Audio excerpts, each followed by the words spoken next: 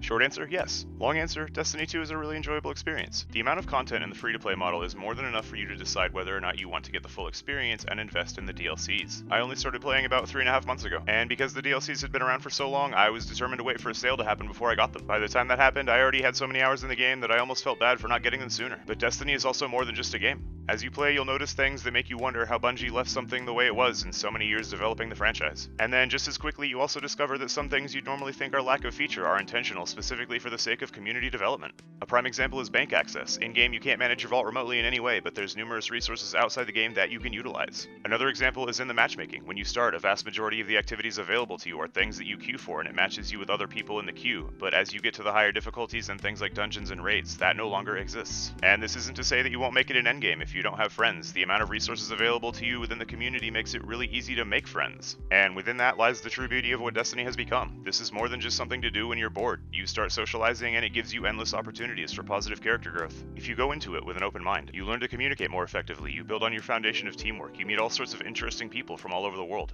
all of which are the main character in their own story, and you gain a unique insight as to how others live, the things people out there are going through, and what life is like in other places.